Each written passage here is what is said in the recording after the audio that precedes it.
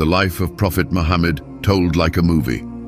In the heart of the Arabian Peninsula, nestled among arid mountains and sun-baked sands, lay the ancient city of Mecca, a place of merchants, mystics, and tribal power. The year was 570 CE, a time later known among the Arabs as the Year of the Elephant. It was a year remembered not only for the failed invasion of Mecca by Abraha and his mighty war elephants, but for the silent birth of a man who would change the course of human history. Under the stillness of a starlit night, Amina bint Wahab gave birth to a boy who would be named Muhammad, which means the Praised One. His father, Abdullah, had passed away before his son ever took a breath. Amina had carried him alone, wrapped in a quiet dignity that few could comprehend. She had known in her heart that this child was different. There were whispers of dreams she had seen, of a light that radiated from her womb, of a voice that told her this child would be a great protector of his people. While the world outside bustled with trade caravans and tribal rivalries, inside the humble quarters of Amina's home, a light was born, quiet and radiant, not yet ready to declare itself to the world. From the moment he entered life, Muhammad carried with him a presence that stirred the soul. His grandfather, Abdul Muttalib, held the infant in his arms and named him with reverence, feeling something profound stirred deep within him. The name Muhammad was uncommon among the Quraysh, the powerful tribe to which they belonged, but Abdul Muttalib insisted. "I want him to be praised in the heavens and on earth," he said. And indeed, one day, he would be. The young Muhammad's earliest days were spent in the care of a wet nurse named Halima Sa'diya from the Banu Sa'd tribe. It was customary for noble Arab families to send their children to the desert in their infancy, to be raised in purity and strength, away from the city's noise. Halima would later recall that the moment she took Muhammad into her care, blessings began to rain upon her impoverished household.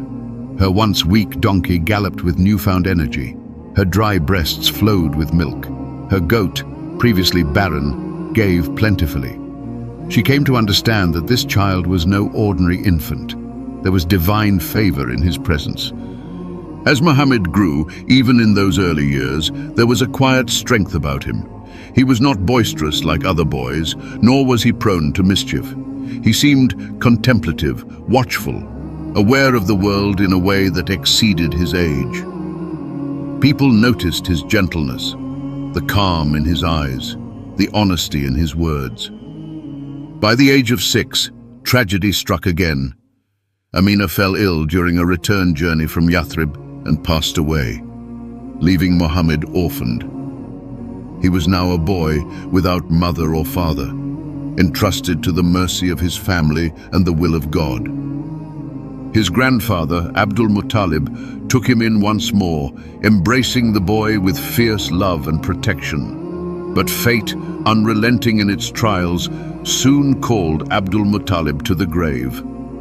Now 8 years old, Muhammad was passed into the care of his uncle, Abu Talib, a man of modest means but deep loyalty. Despite his poverty, Abu Talib raised Muhammad with unwavering devotion, protecting him from harm and giving him the shelter of love and security. As Muhammad matured, the people of Mecca began to recognize something extraordinary about the boy. In a city steeped in polytheism, where tribal allegiance and material wealth defined status, Muhammad stood apart. He spoke little but listened deeply. He worked humbly, tending sheep and later joining his uncle on trade caravans, experiencing the wider world and watching closely the character of those he met. He never bowed before idols, he never uttered a lie. And though still a youth, he carried himself with a nobility that inspired trust. There were moments when travelers and sages would look into the eyes of the boy and pause, as if sensing an echo of prophecies long held in their hearts. He did not yet know the full weight of his destiny, but it had begun to stir within him. The boy who had lost everything, his father, his mother, his grandfather, had never lost his grace. And in the silence of his trials, the foundation was being laid for a message that would soon shake empires, awaken hearts, and forever change the world. This was no ordinary birth. It was the arrival of mercy, clothed in humility, destined to illuminate the darkest corners of the earth. The desert had waited long enough. The final prophet had come. The sun blazed over the city of Mecca, casting long shadows through the narrow streets where merchants shouted their wares and caravans came and went with the rhythm of the desert. Among the bustling trade routes and sacred traditions stood a young man, tall and modest, with a presence so steady it seemed to quiet the chaos around him. His name was Muhammad, and though he was not yet a prophet, his reputation had already begun to stretch beyond the borders of his tribe. In a city where deceit was common and ambition often clouded judgment, Muhammad was known by a title that needed no explanation: Al-Amin, the trustworthy. From a young age, Muhammad had worked to support his family, tending sheep in the rocky hills outside Mecca. The solitude of the desert shaped him, offering moments of reflection and insight. It was in those quiet hours, under the vast Arabian sky, that he learned patience, resilience, and empathy. He saw how even the smallest creature was a part of something greater. When he returned to the city, these lessons remained with him, guiding his interactions with people of every station. As he entered adulthood, Muhammad began to engage in trade, a crucial part of Meccan society. But unlike many others, he did not cut corners or chase profit at the expense of ethics. When he entered the marketplace, there was no bargaining through false claims, no hidden tricks or exaggerated promises.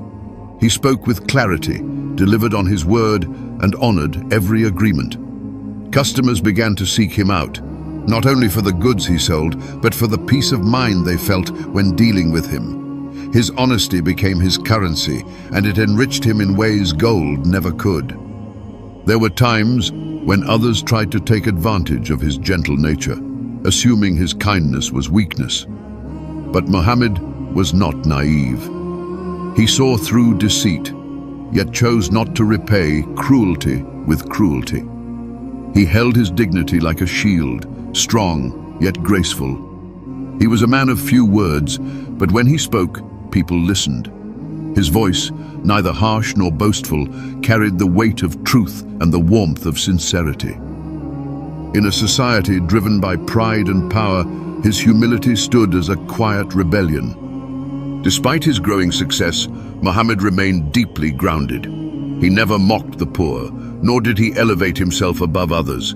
He sat with orphans and strangers, shared meals with the needy, and walked alongside slaves and merchants alike.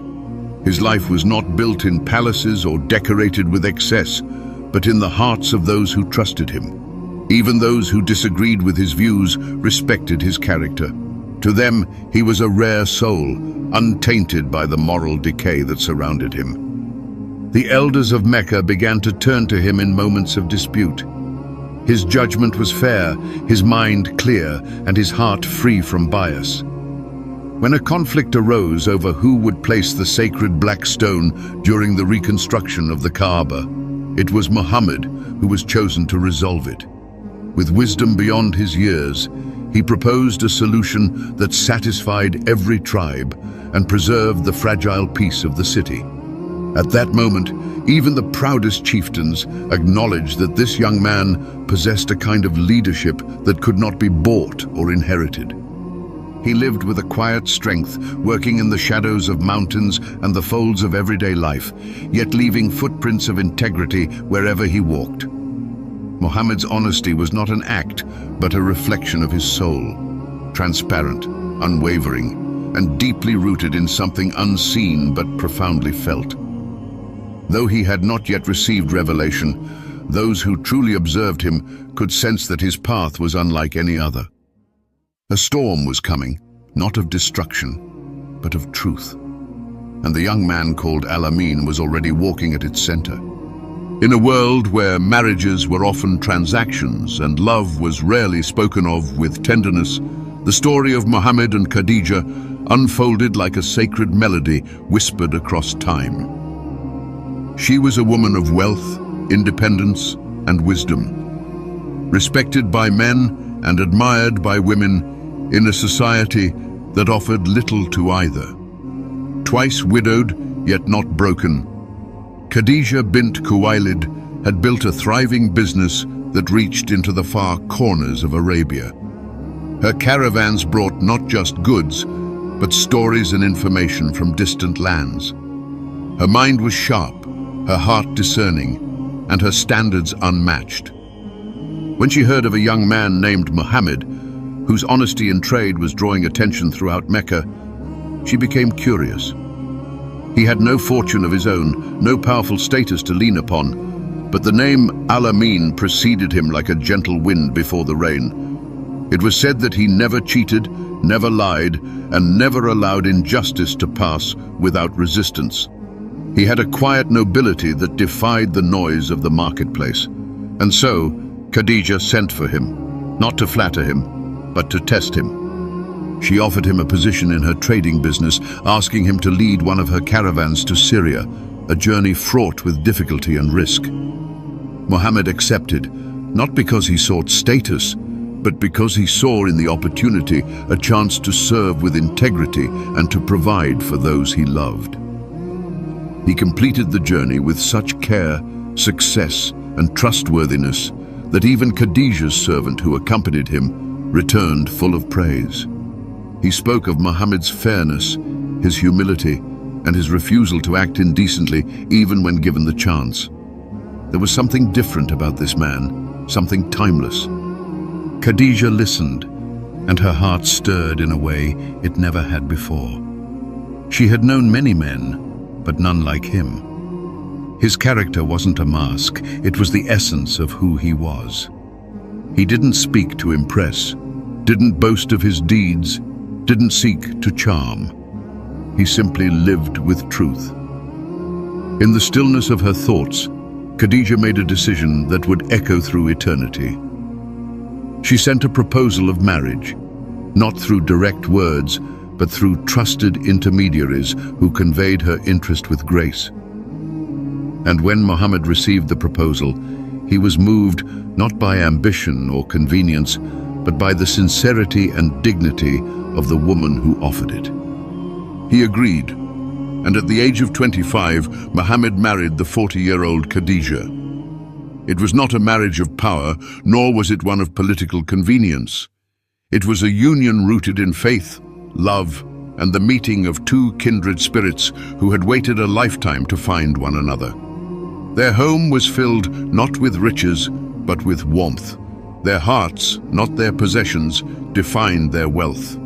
In Khadija, Muhammad found a partner who saw the man beyond the silence, who believed in him when the world had yet to understand his mission. Years passed, and the love between them only deepened. They raised children together, shared meals, laughed, cried, and supported one another through both calm and storm. Muhammad never took another wife during Khadija's lifetime, though it was customary among his people to do so. Her presence filled every corner of his heart. When revelations later descended upon him and fear gripped his soul after his first encounter with the angel, it was Khadija who wrapped him in her arms and whispered courage into his bones. "God would never disgrace you," she said. "You help the poor, you care for the orphan, you speak the truth. You are a man of honor." Her words became his foundation. Her faith in him lit the path ahead. When she passed away many years later, a silence fell over Muhammad that even the Quraysh could not provoke. Her absence was a wound no battle could inflict. Long after her death, he would speak of her with a softness that time never hardened. "She believed in me when no one else did," he once said. "She supported me when the world turned away." And though he would face many trials ahead, wars, betrayals, losses, it was the memory of Khadija's unwavering love that remained a source of strength through every storm. Theirs was not just a love story, it was a divine chapter in the unfolding of prophecy. In a world often harsh and unjust, they had found in each other a sanctuary, a bond that surpassed age, status, and expectation. A love beyond time, written not in poems or grand displays, but in quiet moments of faith, sacrifice, and devotion. The stillness of the cave wrapped around him like a cloak. Far above the city of Mecca, away from the clamor of the markets and the restless struggles of the tribes, Muhammad sat alone inside the rocky mouth of Hira. The cave was narrow and dark, carved by centuries of wind and silence, but for him, it was a refuge. Here, beneath the vast Arabian sky, with stars like watchful eyes overhead, he sought answers to the questions that burned within him. There was something deeply wrong with the world below. Injustice ruled the streets, idols stood in the Kaaba as lifeless kings, and the poor were trampled while the proud raised their banners high. His soul yearned for something pure, something that would fill the hollow spaces in people's hearts. And so he came to the cave, night after night, year after year, in search of meaning, of truth, of God. He brought only what he needed: dates, water, and solitude. Sometimes he stayed for days, sometimes longer. In those moments of reflection, he wept for his people, prayed in the way of his forefather Abraham, and listened, not with his ears, but with something deeper. The silence of the mountains spoke to him. The wind carried whispers he could not yet understand. His heart trembled not with fear, but with anticipation. It was as if the universe itself was holding its breath, waiting. Then, on one night unlike any other, everything changed. The night was quiet at first, like so many before it. He sat, wrapped in his cloak, lost in contemplation. But then, without warning, the cave was filled with an overwhelming presence, something unlike anything he had ever known. Light, but not the kind from fire. Power, but not of this world. And then, a voice that struck his soul with the weight of 1,000 truths, a voice that shook the mountain and stilled time. Read. He froze, terrified. He could not speak. I am not of those who read, he managed to stammer, his heart pounding like a drum. The presence drew closer, wrapping itself around him. He felt it, not with his skin, but with his very soul. The command came again, more urgent, more immense. Read! His breath caught. What was this? Who was this? Again he replied, trembling, I cannot read. A third time the command came, fierce and undeniable. Read in the name of your Lord who created man from a clot of blood. Read, and your Lord is the most generous, who taught by the pen, taught man what he did not know. And in that moment, the words poured into him like fire and light, engraving themselves into his memory. He gasped, eyes wide, chest heaving. The presence released him, and he stumbled out of the cave, his heart beating like a bird in a storm. The stars above seemed to pulse with knowing. The wind whispered differently now. He ran down the mountain, stumbling, falling, then rising again, his cloak whipping behind him. He didn't stop. His only thought was to reach her. Khadija. She would understand. She had to understand. When he finally burst through the door of his home, his face pale, his body shaking, Khadija rushed to him, her eyes full of worry. Cover me, he whispered. Cover me. She wrapped him in blankets and held him close, waiting as his body trembled and his breath came in gasps. She didn't question him. She didn't doubt him. She waited, steady and loving, until the storm within him calmed enough for him to speak. And then he told her. About the cave, about the angel, about the command, about the words that burned into his being. And with every sentence, Khadija's eyes softened, not with disbelief, but with reverence. She saw not a man gone mad, but a man who had been chosen. She embraced his truth before the world would even hear it. She took his hand and led him to her cousin, Waraka ibn Nawfal, a learned man of the scriptures. Waraka listened, his eyes narrowing with intensity. Then, with a trembling voice, he confirmed what Khadija had already believed. This is the same one who came to Moses, the angel of revelation. You are the one who has been foretold. But then a shadow crossed Waraka's face. They will turn against you, he said solemnly. They will drive you out. No man has come with what you bring without being opposed. Muhammad listened, his heart heavy with the weight of prophecy. He had asked for truth. Now he carried it, and it would not come without pain. The days that followed were filled with silence. He waited for the angel to return, unsure, afraid, overwhelmed. But the flame had already been lit. The heavens had spoken. The cave had given birth to a revelation that would reshape the earth. And in the heart of a humble man, the voice of God had found its vessel. The world would never be the same again. In the quiet corners of Mecca, far from the public eye and the thunder of the city's merchants and chieftains, a small flame began to burn. It was not loud or confrontational, not yet a call to arms or rebellion. It was a whisper, gentle, deliberate, and profound. After the shattering experience in the cave and the first revelations from the angel Gabriel, Muhammad began to understand that he was not only chosen, but commanded. The message was not meant to be his alone. It was to be shared, but not all at once, and not yet in the open. For now, it was a secret call, one soul at a time. His heart was still adjusting to the weight of divine words.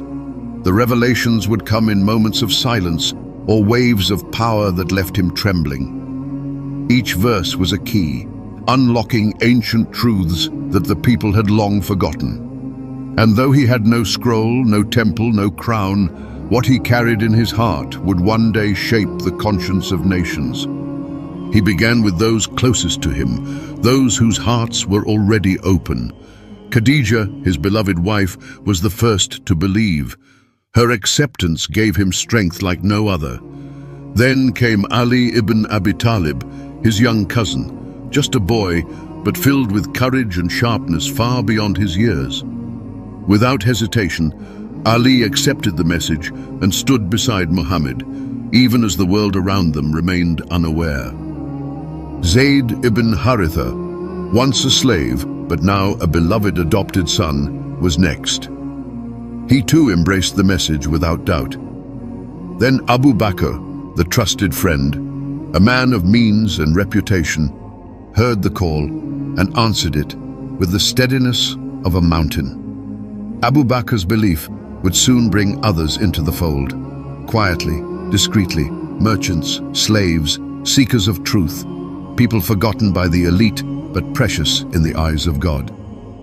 They met in secret in the house of Al-Arqam, a discreet home tucked away from the scrutiny of the Quraysh. There, the verses of the Quran were recited for the first time in hushed tones and trembling voices. The words flowed like water, cutting through pride, greed, and despair. Those who heard them wept, not from fear, but from recognition.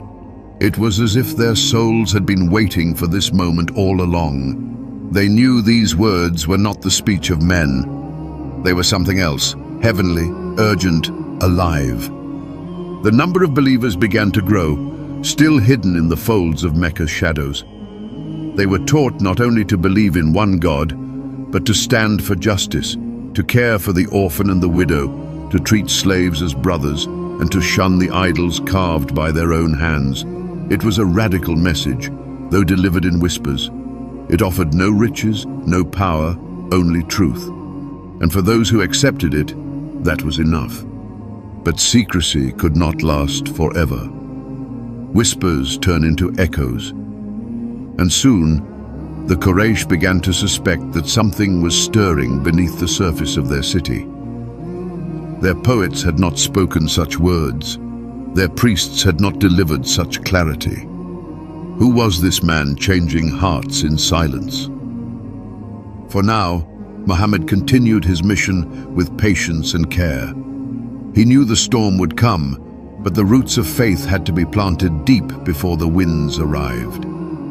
The secret call was not about numbers or spectacle. It was about conviction. It was about building a core of believers whose hearts would remain unshaken when the earth beneath them trembled. In the stillness of those early days, something extraordinary was taking shape. A new dawn was beginning, not with trumpets, but with tears, not in palaces, but in humble homes. It was in the hearts of a small group of men and women bound by truth that the greatest transformation in human history had quietly begun.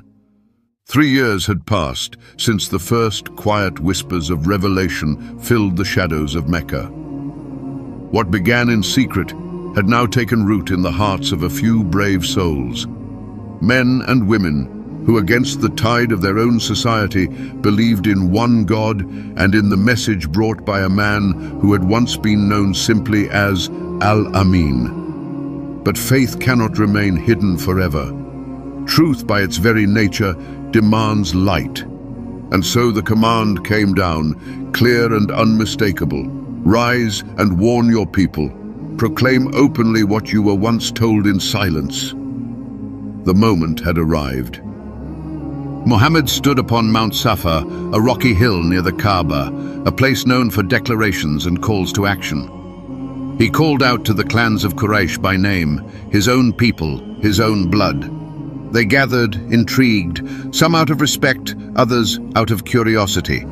Here was a man they had never known to lie, never known to deceive. He stood before them not as a poet or a madman, but with a clarity that pierced the noise of the city. "If I were to tell you that an enemy was approaching from behind this hill, would you believe me?" he asked. They nodded. "We have never known you to lie," they said. "Then know," he continued, "that I am a warner to you before a great punishment. I call you to worship none but God, to leave behind your idols, your arrogance and your injustice. Save yourselves from a fire whose fuel is men and stones." A stunned silence fell over the crowd. Some lowered their eyes, others whispered among themselves.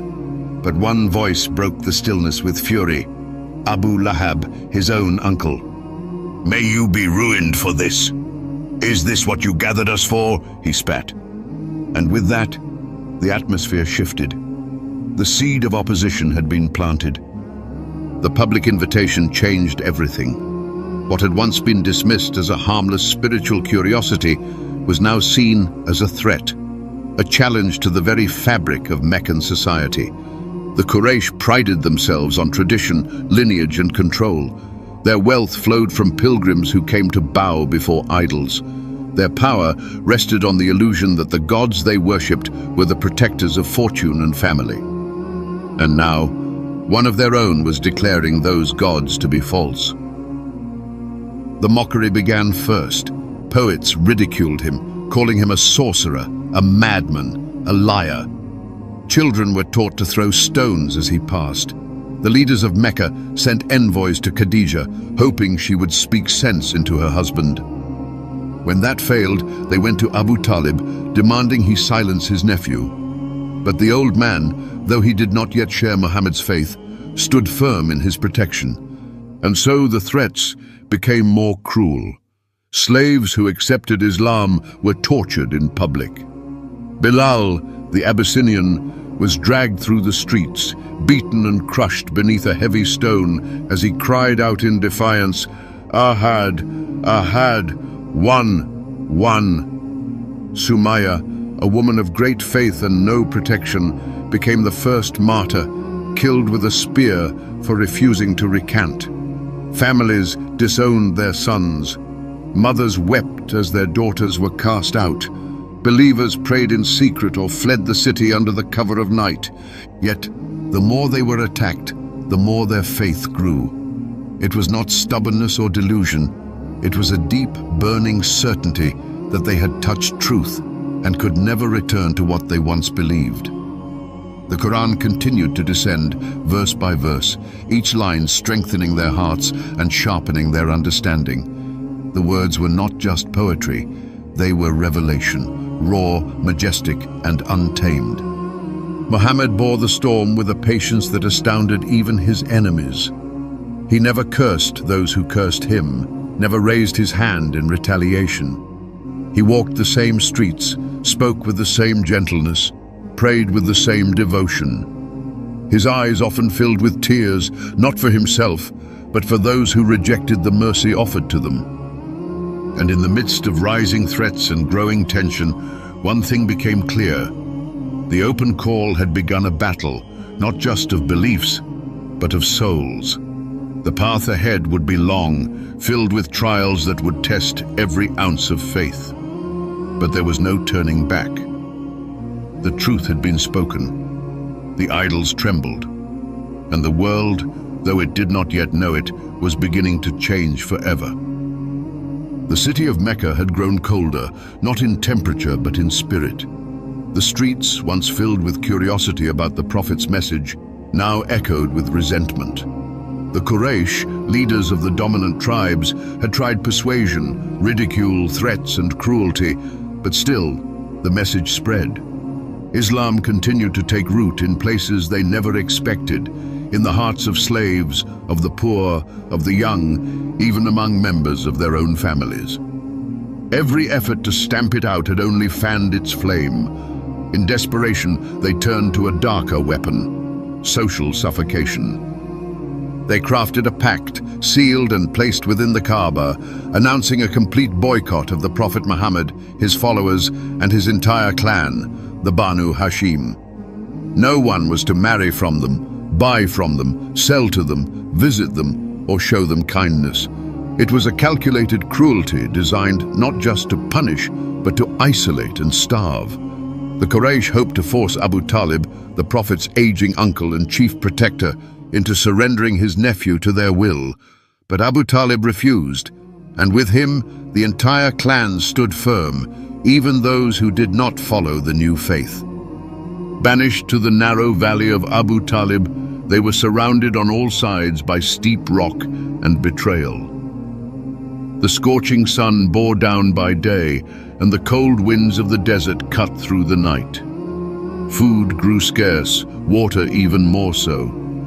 The cries of children echoed through the canyon, their bellies empty, their mothers helpless. Leaves and roots were eaten to survive. Leather was boiled. Traders who tried to send supplies were intercepted or threatened. And yet, within that confinement, faith endured. The believers prayed in the darkness, whispered verses beneath the moonlight, and held each other with the strength that only purpose could offer. Outside, some among the Quraysh began to question the pact's cruelty. They saw children reduced to skin and bone, heard stories of infants dying in their mother's arms. A few brave hearts, men of conscience, began to voice their disapproval. Eventually, cracks began to form in the wall of oppression. Then, one day, the Prophet told them that the document hanging in the Kaaba had been eaten by insects, leaving only the words, "In your name, O God." The Quraysh checked and found it just as he had said. It was the final sign they could not deny. The boycott, after nearly 3 unbearable years, was broken. But the suffering had taken its toll. Just as the believers returned to their homes, worn and weary, death knocked at the Prophet's door. First came the loss of Abu Talib. The old man, who had stood like a wall between Muhammad and his enemies for over 40 years, was gone. Without him, the Prophet stood exposed. The Quraysh, who had once held back out of respect, now saw an opening. They mocked him in the streets, threw filth in his path, even attempted to harm him physically. But the greatest blow had yet to come. Only weeks after Abu Talib's passing, Khadija fell ill. Her strength had sustained them all through hunger and exile, but her body had grown thin, her face pale. Muhammad watched over her, his heart breaking in silence. This was the woman who had believed in him when no one else did. who had spent her wealth for the sake of his mission, who had held him through his fear and stood by him in every storm. He had never known love like hers, and he would never know it again. When she passed from this world, the light in his eyes dimmed. He wrapped her in the earth with his own hands, and for a long time he wept without words. That year became known as the Year of Sorrow, not just for the loss of two cherished companions, but for the shadow of loneliness that now followed him. Mecca, once his home, had become a place of pain. With every step, he was reminded of what he had lost. Yet, even in grief, he did not falter. The message still burned within him, and the mission still called. He would carry on, even if he had to walk alone. In the nights that followed, the prophet often stood in prayer, tears falling onto the stone beneath him, whispering to the one who had never abandoned him. Though the earth had grown heavy with sorrow, his eyes still looked to the heavens. And from that darkness, a new light would soon appear, one that would lift him from despair, one that would remind him that while the world below trembled, the heavens remained unshaken. But for now, he mourned, not as a prophet, but as a man, a husband, a nephew, a friend. And in his grief, the sincerity of his heart became a beacon for generations yet to come. In the midst of the prophet's sorrow, when grief still wrapped around his soul like a shroud, something miraculous happened. Something so divine, so otherworldly, that even those who believed found themselves breathless at its telling. It began not with warning or trumpet, but in the silence of the night, when the world was asleep and the heavens prepared a gift of hope. On a night like no other, as Muhammad lay in the home of his cousin, the roof seemed to split, and from above descended the archangel Gabriel, radiant and commanding. He brought with him a white, winged creature, unlike anything the prophet had seen before, called Al-Burak, a beast of celestial light and speed, larger than a donkey, smaller than a mule, with a stride that reached the farthest horizon. The prophet mounted the creature, and with Gabriel at his side, they soared into the night, faster than the blink of an eye, racing across the desert and hills, flying over cities and shadows, until they reached Jerusalem. There, in the sacred space known as Al-Aqsa, he stood among the ruins of ancient prophets. The same prophets whose names had echoed in his revelations, Abraham, Moses, Jesus, now gathered in spirit to pray behind him. It was not a dream, but something more profound. Time itself bent to accommodate what was unfolding. And then, the second part of the journey began. From Jerusalem, the prophet was taken higher, beyond clouds, past the stars, into realms that mortal eyes had never seen. Layer by layer, he ascended the 7 heavens. At each gate, Gabriel knocked and sought permission to enter, and at each gate, a prophet awaited. Adam greeted him in the first heaven, father of mankind, smiling with both joy and recognition. In the second, Yahya and Isa, John the Baptist and Jesus, welcomed him with brotherhood and warmth. In the third, he met Yusuf, Joseph, radiant in beauty.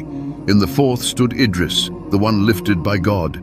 The fifth held Harun, Aaron, and in the sixth, Musa, Moses, who wept not from envy, but from awe, knowing the Ummah of Muhammad would be blessed beyond his own. And finally, in the 7th heaven, he met Abraham, leaning against the lote tree, the place where all knowledge ends, and only the Creator knows what lies beyond. It was here, in a realm where words fall short, that Muhammad was brought to the furthest limit, the Sidrat al-Muntaha. Beyond this point, not even Gabriel could pass. "If I take one more step," Gabriel said, "I would burn." And so the prophet went alone. In that moment, he stood before the presence of the Almighty. There were no eyes that saw, no ears that heard, no tongue that could fully describe what passed between them. But from this divine meeting came one of the greatest gifts ever given to humanity, the 5 daily prayers. Originally 50, they were reduced upon Moses' advice and the prophet's repeated return until they became 5, with the reward of 50. The descent was just as swift as the journey upward. Within the same night, the prophet returned to Mecca. He awoke in his bed, but his heart had traveled through the very fabric of the cosmos. When he told the people what had happened, most of them laughed. Some clapped their hands in disbelief. "You went to Jerusalem and came back in a single night?" they mocked. "Even our best caravan takes weeks." But Abu Bakr, upon hearing the tale, said without hesitation, "If he said it, then it is true." From that day on, he became known as As-Siddiq, the truthful one. For the prophet, the night journey was more than a miracle. It was a turning point. After the year of sorrow, after the pain of loss and rejection, the heavens had opened to remind him of his place, his mission, and the one who never left his side. It was reassurance that his journey was not in vain, that his footsteps, though burdened, were guided, and that beyond every hardship awaited a closeness to God that no grief could ever diminish. The night had not just brought a miracle, it had brought the prophet a glimpse of eternity. The hostility in Mecca had grown unbearable. With each passing day, the prophet and his followers faced mounting pressure, ridicule, and persecution. The boycott may have ended, but the bitterness remained.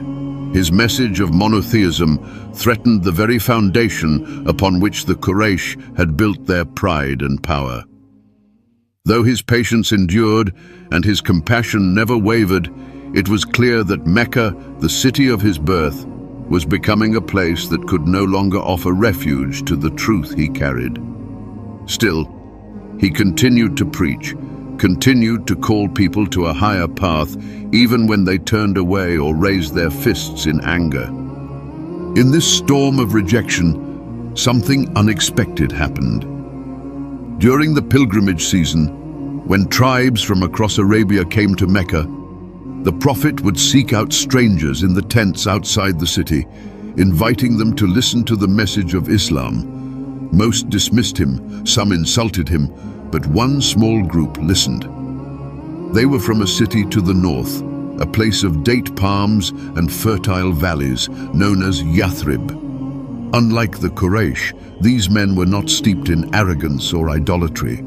They were people wounded by tribal warfare, exhausted by generations of bloodshed between the Aus and Khazraj clans. They had heard from the Jews who lived among them that a prophet would soon arise. When Muhammad spoke, something in their hearts stirred. They recognized the truth in his words, the peace in his voice. That first year, 6 of them embraced Islam. They returned to Yathrib as quiet believers, carrying the message back to their families. The following year, 12 returned to meet the prophet again.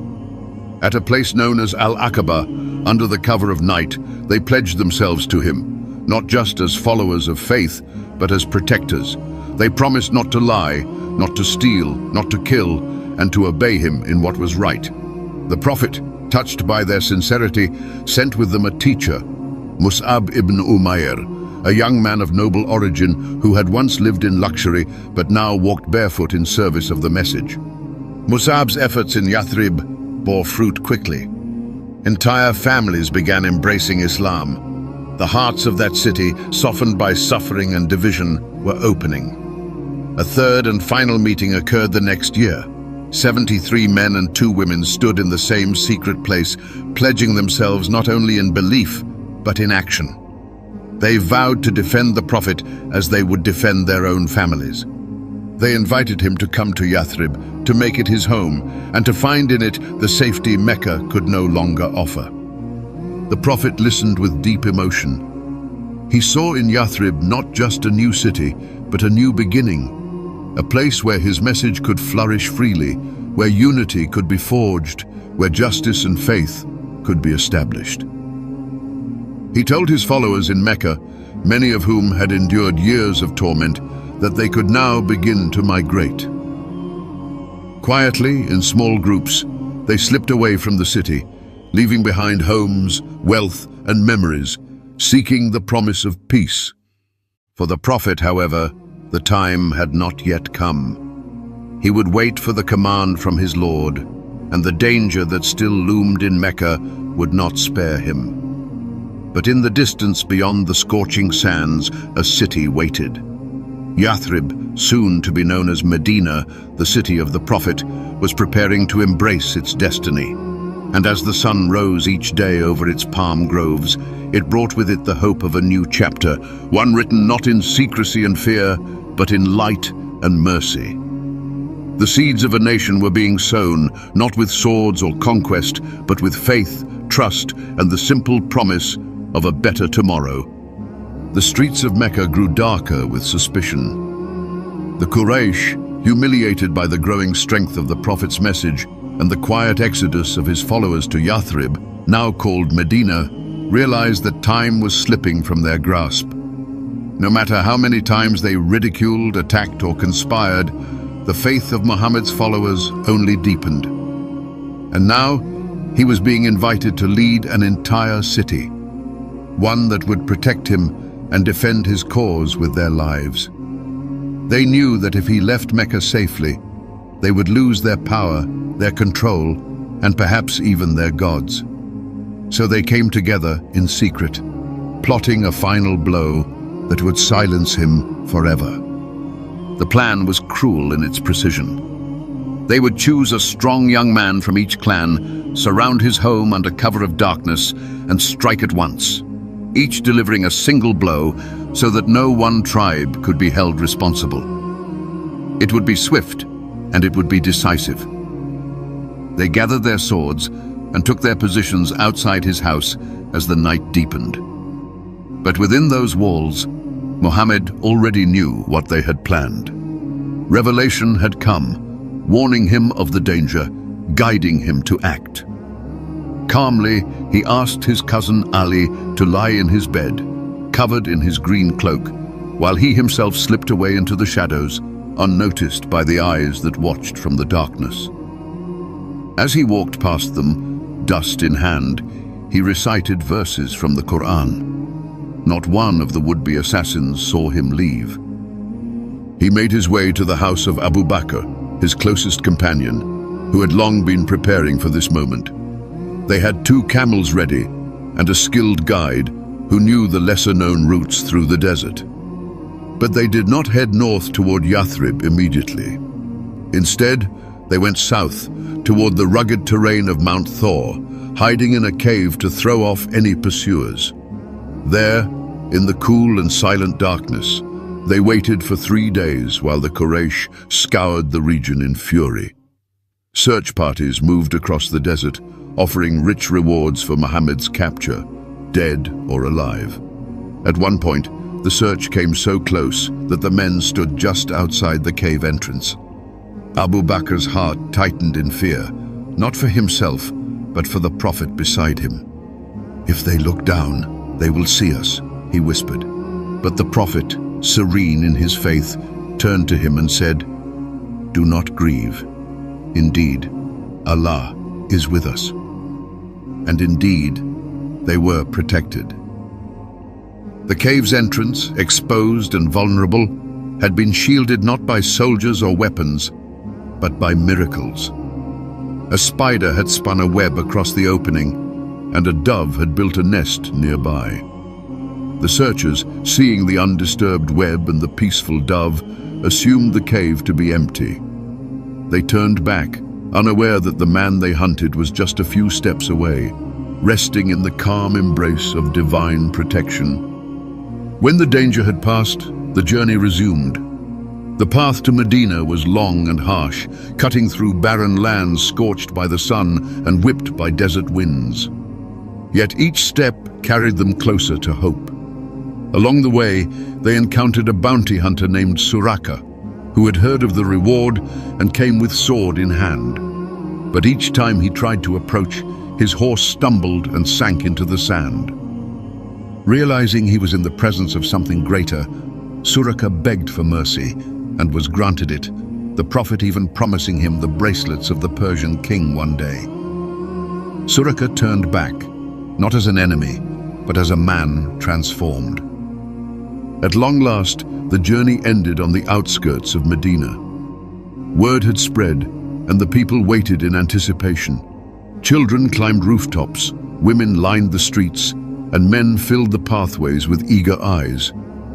When they finally saw him, walking in with dust on his sandals and peace in his eyes, joy erupted like the first rain after a long drought.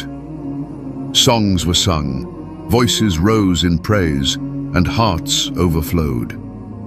The prophet had arrived, not as a conqueror, but as a guest, a leader, and a servant of God. The Hijra was not just a migration. It was the beginning of a new era.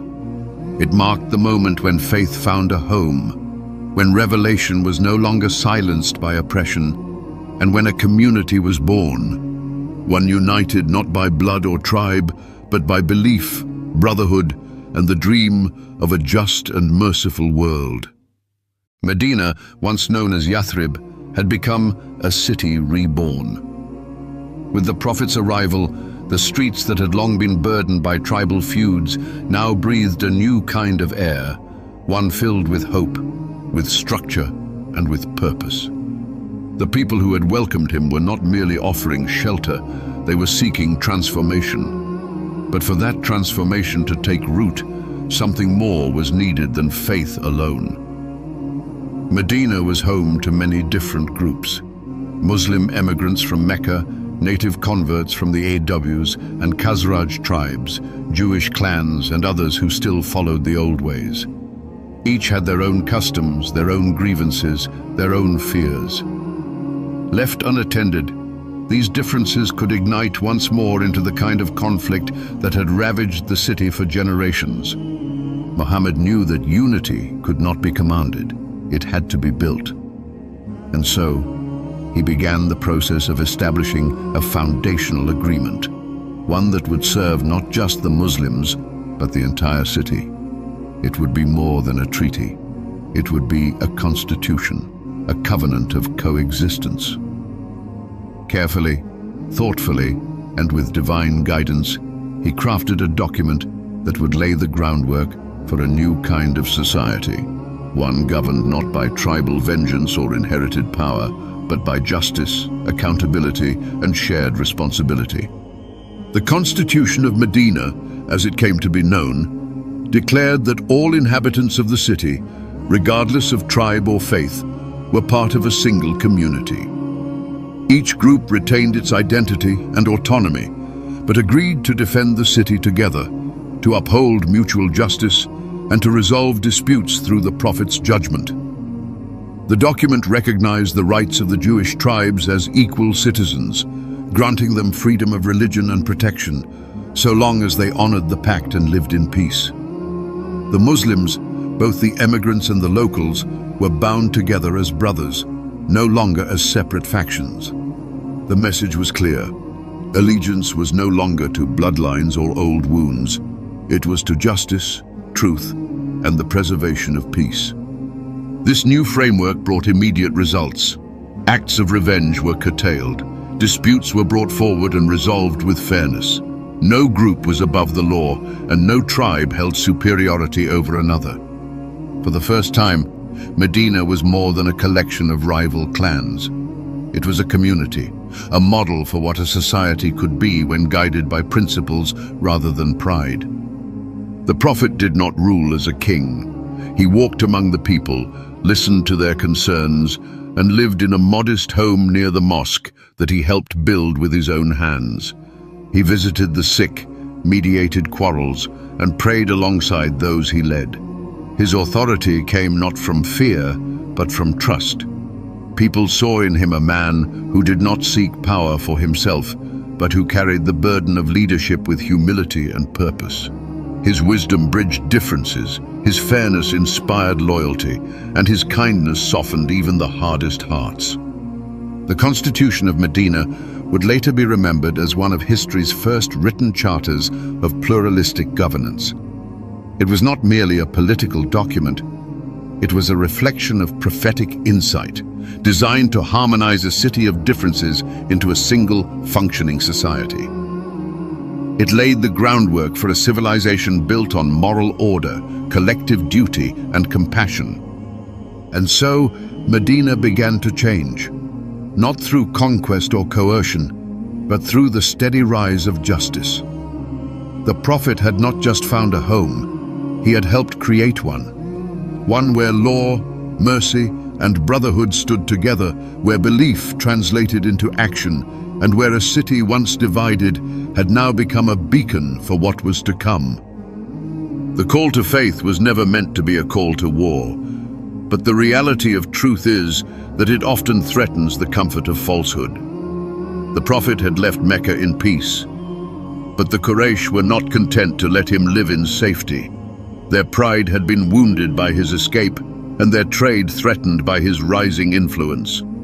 They saw the growing Muslim community in Medina not as a neighbor, but as a danger. And so the drums of conflict began to beat, slowly at first, then louder, until the inevitable was upon them. The first battle came when the Muslims, still few in number and poorly armed, set out to intercept a Quraysh caravan.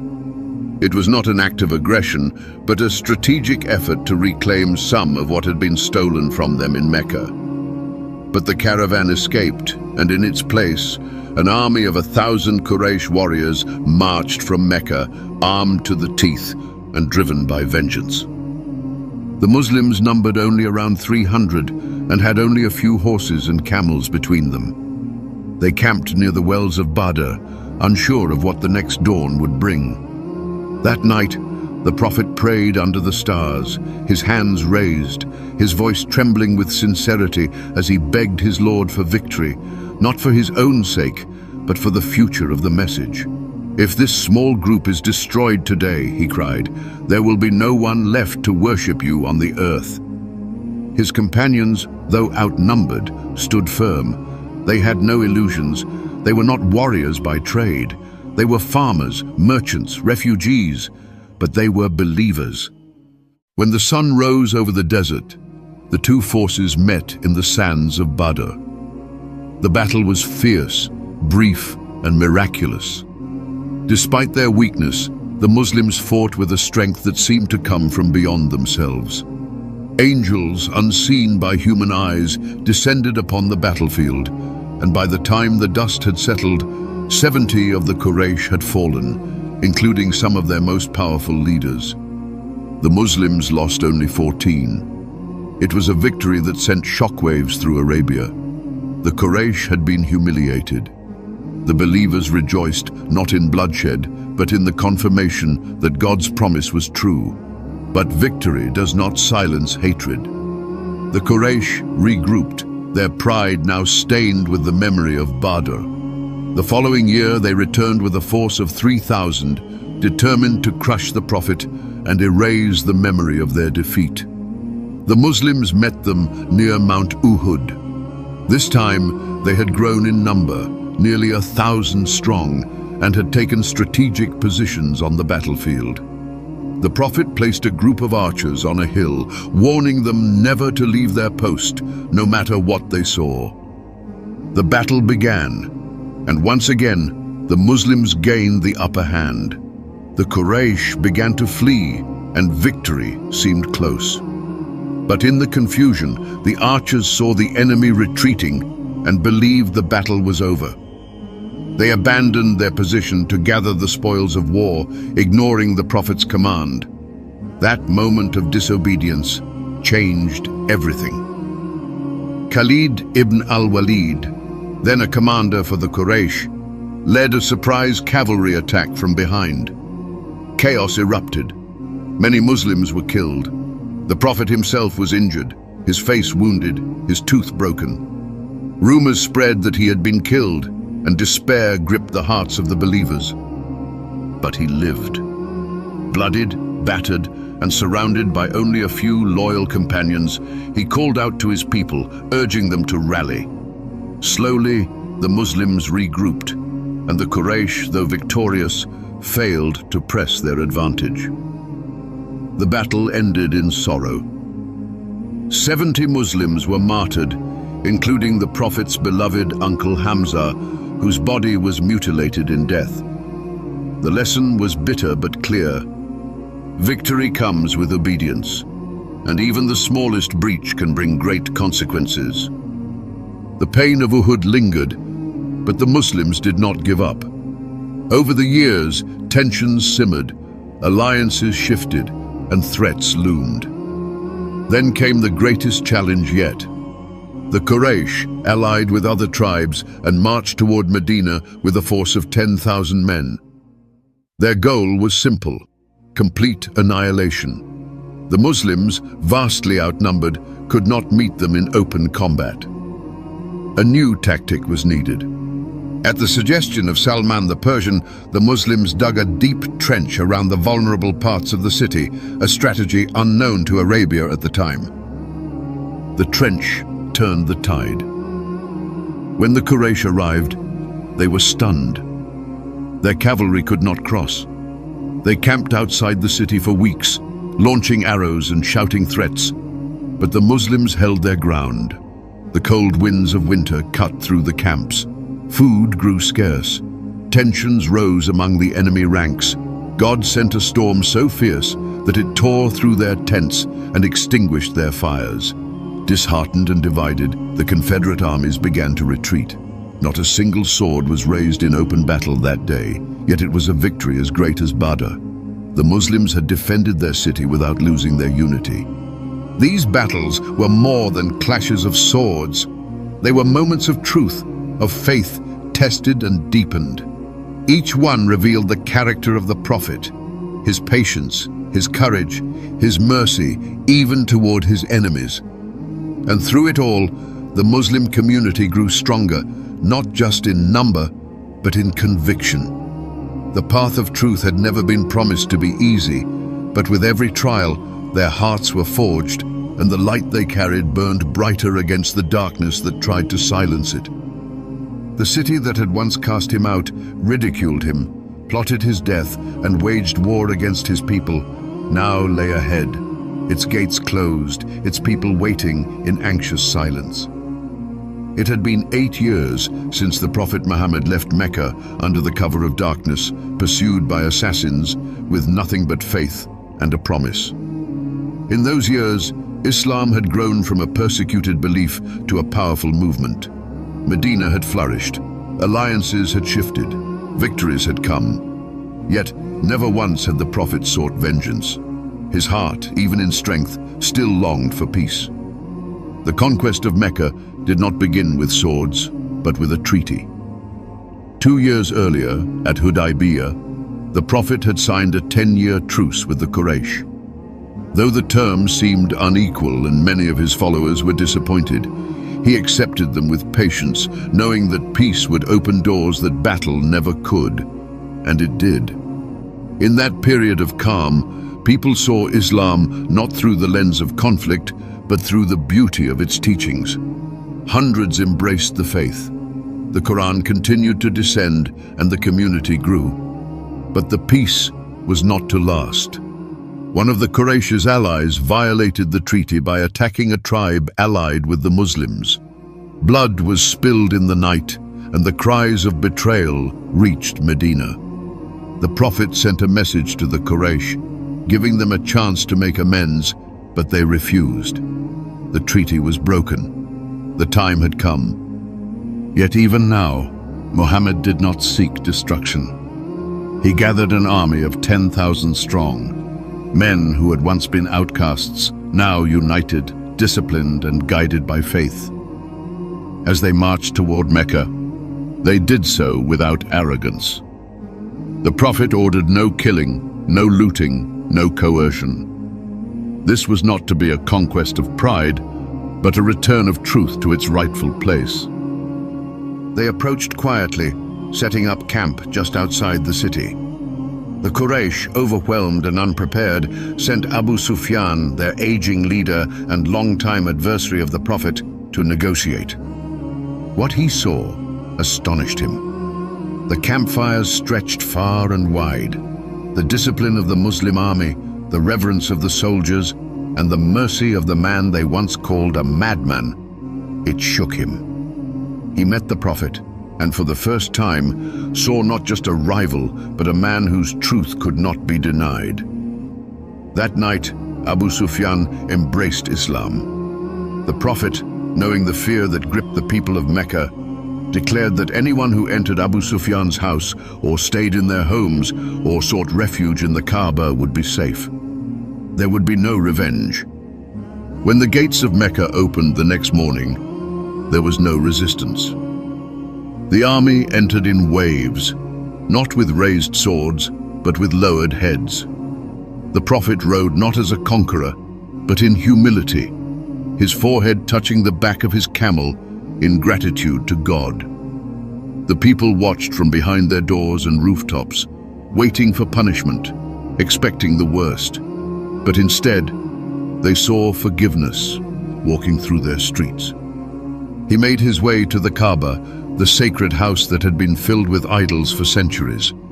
With his own hands, he struck them down, reciting, "Truth has come, and falsehood has vanished.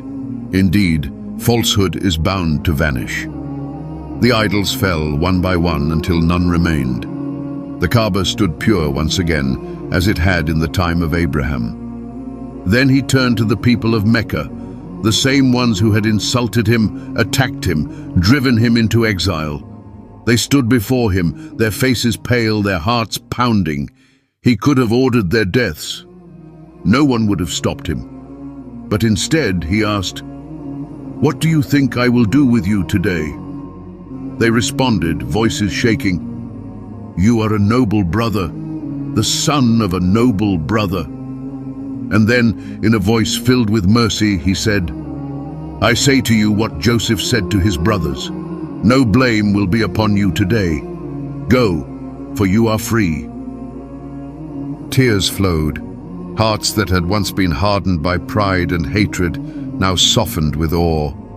In that single moment, more people entered Islam than ever before, not because of a sword, not because of force, but because of mercy. The Prophet had shown them a forgiveness so profound, so undeserved, that it shattered every wall of resistance. The conquest of Mecca was not a tale of war, it was the triumph of compassion. It was the return of truth to its birthplace, not with vengeance, but with grace. And it was a reminder that true power does not lie in domination, but in the ability to forgive when you have every right to punish. In the heart of Mecca, beneath the shadow of the Kaaba, the Prophet stood not as a victor, but as a servant of God, and the world was changed forever. The sun rose high over the plain of Arafat, casting its golden light upon a sea of white garments that stretched as far as the eye could see. It was the 9th day of Dhul Hijjah, in the 10th year after the migration, and the Prophet Muhammad stood before the largest gathering he had ever addressed. Over 100,000 believers had come from every corner of Arabia, united in faith, gathered in peace, their hearts full of awe and love for the man who had guided them from darkness to light. This was his final pilgrimage, and though many did not know it yet, this would be his last sermon, a farewell not only to those present, but to all generations who would follow. He stood upon his camel, Al-Qaswa, while the voices around him stilled into silence. The desert wind blew gently, and the people leaned in to hear every word. The Prophet's voice was clear, steady, and filled with solemnity.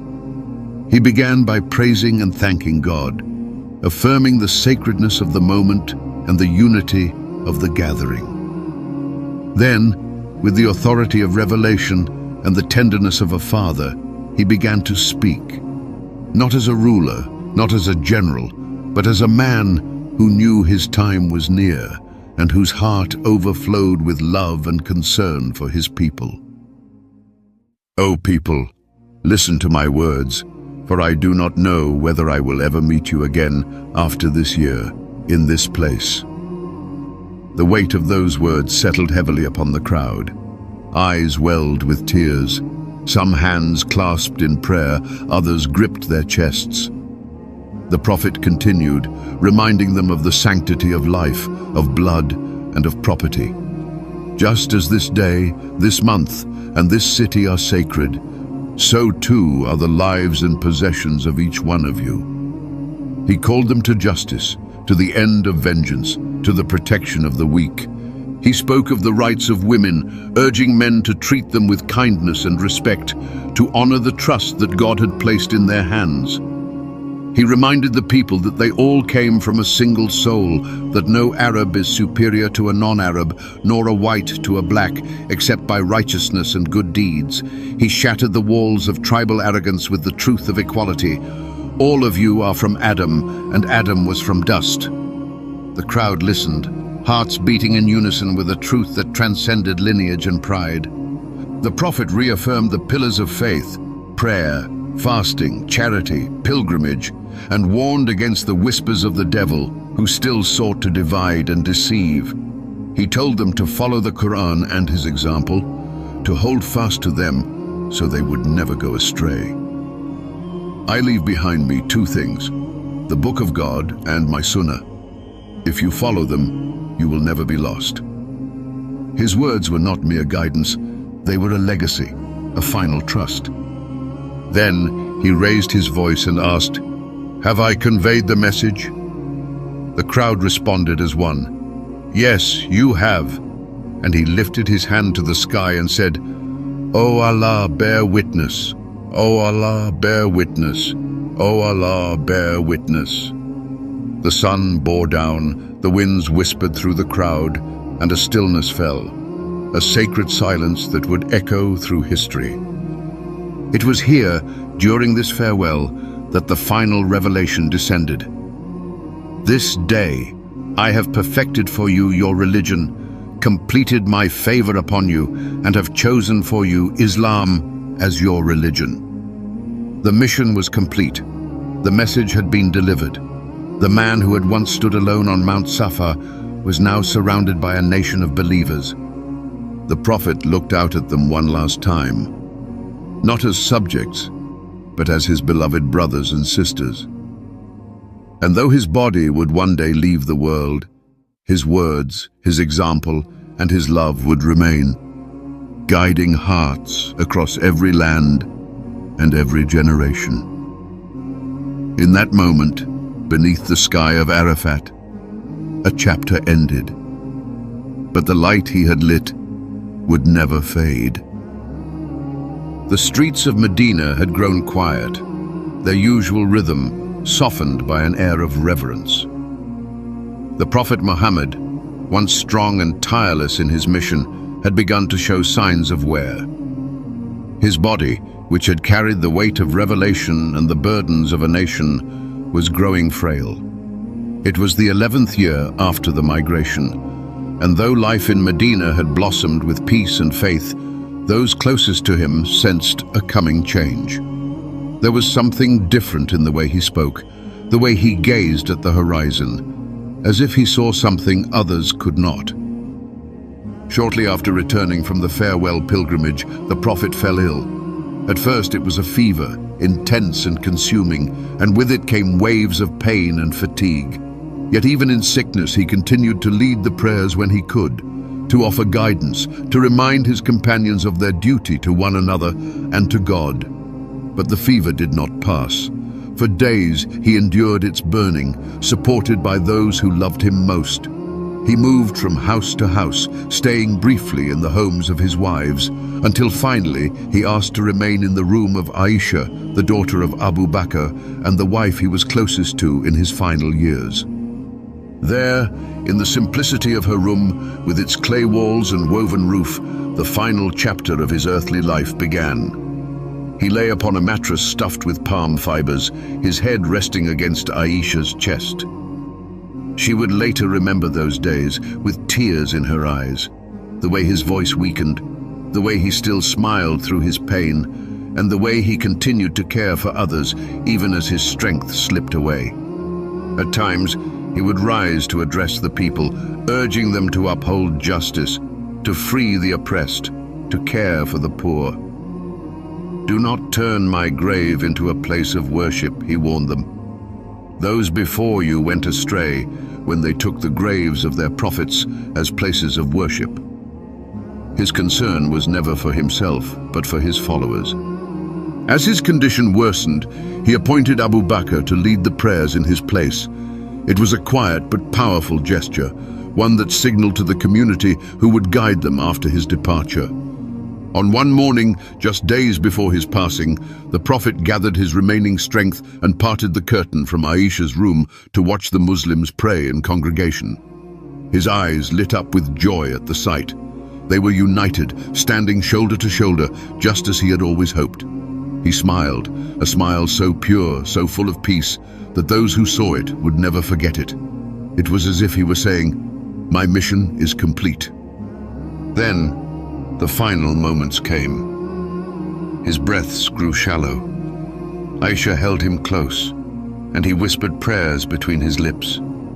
With his eyes turned toward the heavens, he spoke his last words. "With the companions of the Most High. With the companions of the Most High." And then his soul returned to its Creator.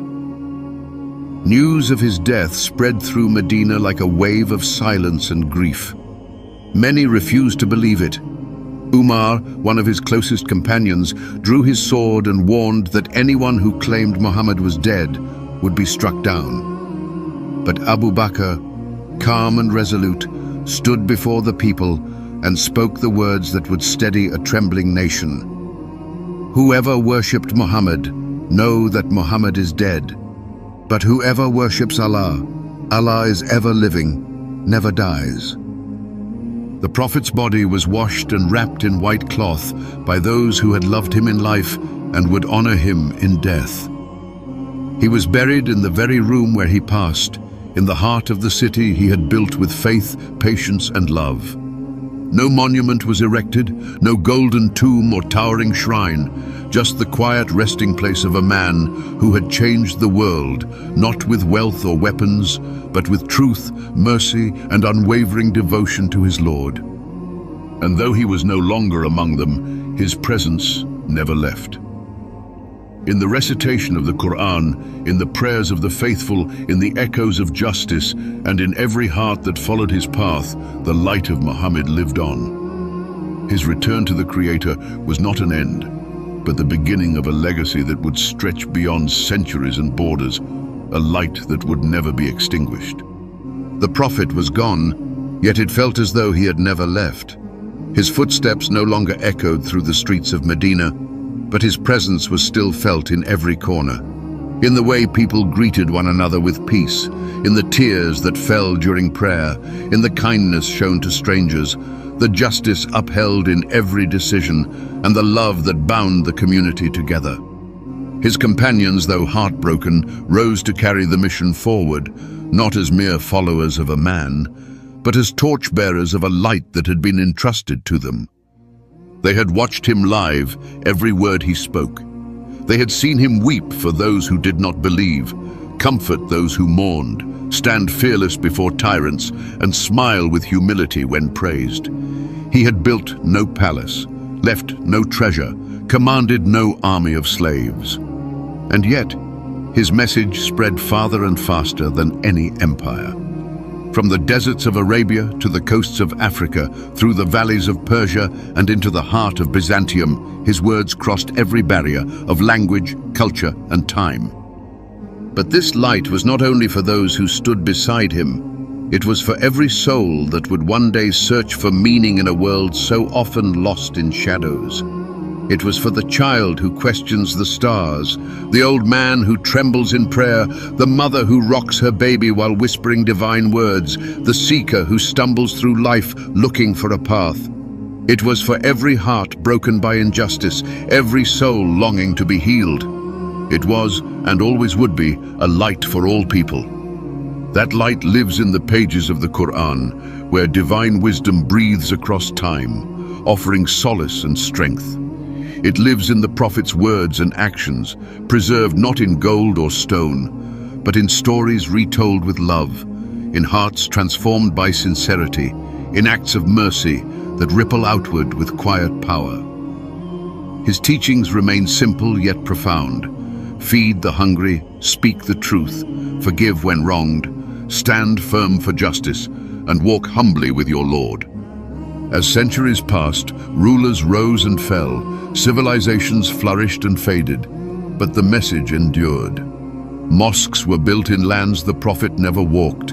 The call to prayer echoed in tongues he never spoke, and millions of hearts bowed in the direction of a city that once tried to silence him. Yet, even now, his name is whispered by the lips of the faithful more times in a single day than perhaps any in history. Not out of habit, but out of love. And that love continues to guide. It teaches people how to treat others with dignity, how to turn pain into patience, and how to transform fear into faith. His life reminds humanity that power lies not in control, but in compassion, that true strength is found in mercy, and that greatness comes not from wealth or bloodline, but from character. The Prophet Muhammad was a man, born of flesh and blood, who walked the earth with bare feet and a heart full of heaven. But the light he brought was eternal. It began in a cave under the watchful stars, and now it glows in the hearts of billions. It lives on in the kindness of strangers, in the courage of the oppressed, in the beauty of every sincere prayer. And as long as there are those who seek truth, who long for justice, who desire to love and be loved by their Creator, that light will never fade. It will burn soft and strong from age to age, calling all who hear it to rise, to reflect, to return, to the one who sent him, and to the message that still whispers across the sands of time: peace, mercy, and light.